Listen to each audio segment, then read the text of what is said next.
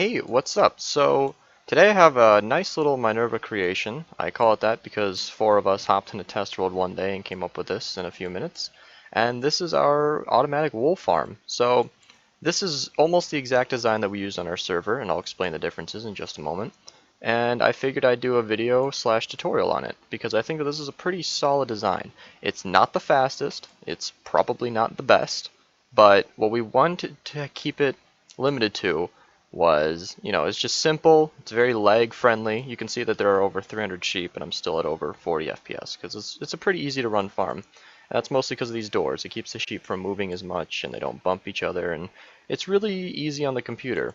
So I'll kind of explain what's exactly happening here. So all we've got are a bunch of sheep lined up, 60 blocks long, and they're just mashed in just like this, with two in each cell. So when you actually use the farm, you'll be in the item stream or the water stream, holding down right click on the shears, and that's it. So you just AFK the farm by holding down your right click button, and then you'd be just going along just like this. And then to collect the wool, there is a minecart below. Now I don't think I've actually put any of these in place, but I can do that as I'm talking. What I've done to maintain that all the wool stays in the system is there's just a cobble fence and a half slab, which makes this pretty much a full block, but you can still reach the sheep. So you can shear them, but all the wool will always stay inside. And then there are 1, 2, 3, and then actually a fourth area of grass. Keeps the grass below their feet always regenerating. So I don't have any of the grass on top of the sheep, so I can easily demonstrate where the sheep are, but you can just imagine that it would be there in a complete design. And the torches are necessary to maintain that growing pattern. And that's pretty much it. It's just a simple distribution system. We would have this hooked up to an item stream with a hopper sorter, which is what we have in our world. And yeah, I guess I'll get into the tutorial if you're interested in building it. One thing to mention first is this being this close to the farm, I did this just to keep it compact. If you were going to build this on your own, and I'll show this in the tutorial, you'd want to go out another 1 or 2 blocks out, because if you grab this wool and your shears have broken, then they'll get in your hand and you won't be able to continue AFKing. So that can break the farm, and I experienced that yesterday when I was actually using it overnight. The way I want to do this tutorial is a very, very bare bones design. It's not really a tutorial for something you could actually use if you built exactly what I'm doing, but I want to explain it in such a way so that you can understand it if you don't already, and you could build it or recreate it on your world in whatever way you'd want. So essentially this is what you need. You need an area for the sheep to be on, which needs to be grass, a rail underneath, which needs to be powered, which is where the minecarts will pick it up, and then an enclosure, so grass at their head level, and then on either side, and you're going to want cobble fences on the side that you'll be AFKing. I'm going to use mossy because it kind of blends in. And then some kind of half slab, it could be anything. I'll use cobblestone just to keep it cheap. So the cobble fence and the cobblestone slab, or any slab, the wool inside of the farm. And then you'd want more grass, because the more grass you have surrounding the grass blocks that the sheep are standing on, the faster it will actually regenerate. And I'll just use a clear glass because I like to personally label the sheep with whatever color is behind them. So you can see I've got all the different colored glass for each sheep. But I'll use glass, just clear glass, because you'd be putting in whatever color you want. Now if you actually want more of a certain type of wool, of course you can dye the sheep whatever you want. I mean, this is your farm to do with as you please. Now the way that we put it in our server, put them in on our server, I actually showed in the video, is we either got them on leads and just kind of nudged them in like this, or a couple of the guys on the server actually set up minecarts. The way I do it in creative is I just kind of spawn them in and then just drop them in as I go. That's not going to work. So it's a little bit messy, but I can just do that in a second off camera. No sheep were harmed in the making of this off camera enclosure. So I'm going to do something that I did not do in the other design real quick. So this is a pretty simple farm to make. I mean, that's really the core of it right here. Now you'd want to go off on your own and make some kind of distribution system, whichever works for you. This is just a simple unloader and then a clock for the dropper. And then for the water streams, it really just depends on the size, and that's why I'm not going to put this in the tutorial. So you just start at some point. I prefer the left side. You can do the right side. You can even start in the middle if you want.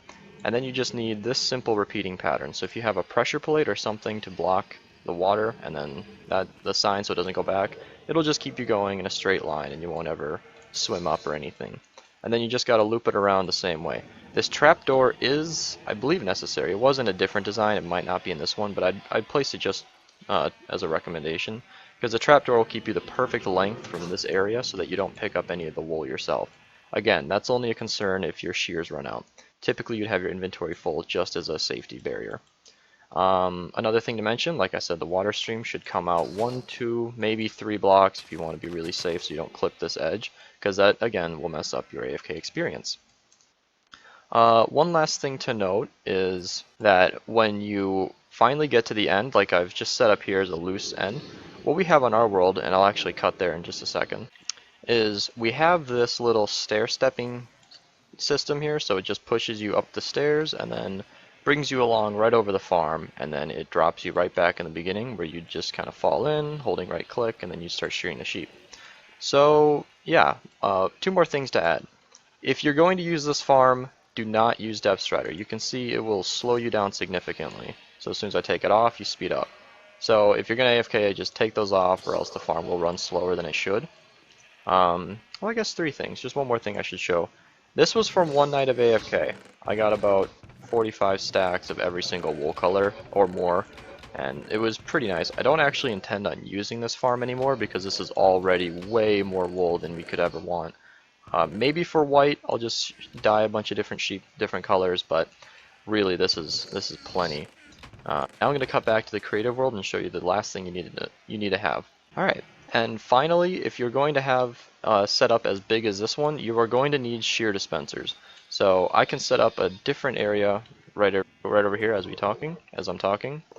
So this is important because obviously your shears are going to run out very fast, and I don't expect anybody, if anyone, to actually put Unbreaking 3 on their shears. So you're going to need some kind of system that'll regenerate the shears as you're AFK so that it doesn't actually mess anything up. And that's what we've come up with here. So just need a chest right on top of this, and then I can show you what I'm talking about.